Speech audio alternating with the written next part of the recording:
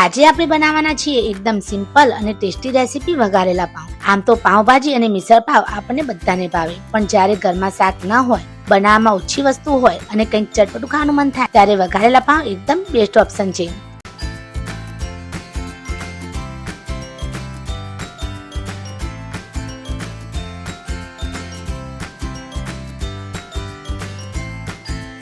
કઢાઈમાં આપણે 2 ચમચી તેલ એડ કરી દઈશું અને 2 ચમચી આપણે અહીં બટર એડ કરવાનું છે.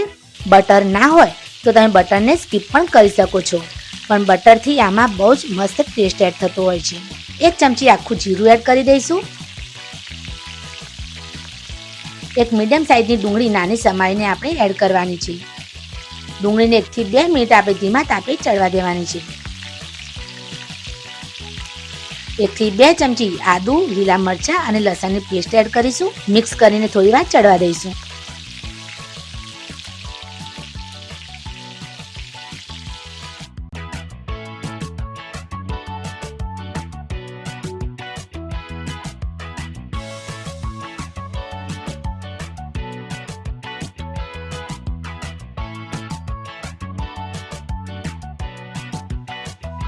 મીડિયમ સાઇઝનું ટામેટું નાનું સમારીને આપણે એડ કરવાનું છે.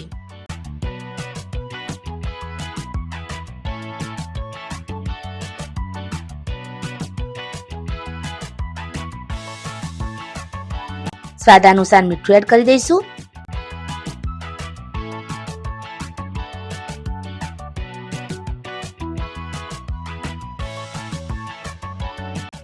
એક મીડિયમ સાઇઝનું કેપ્સિકમ આપણે નાનું સમારીને એડ કરવાનું છે. મિક્સ કરીને ધીમા તાપે 1 થી 2 મિનિટ આપણે ચડવા દેવાનું છે.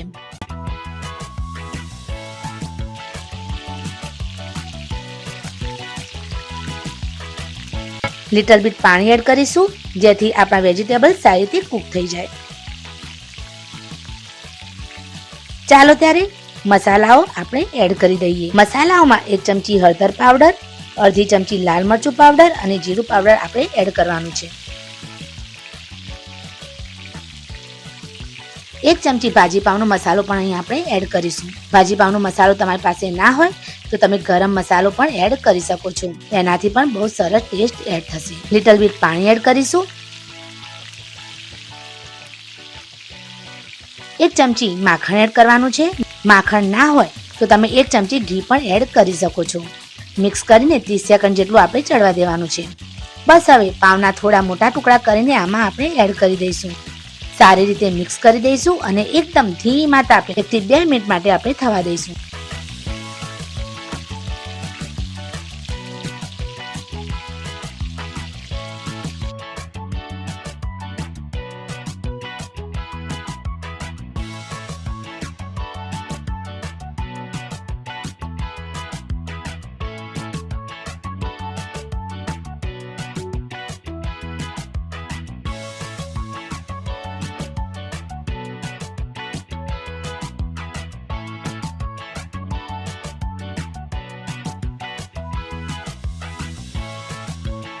થોડા કોથમીરના પત્તા સ્પ્રિંકલ કરી દઈશું.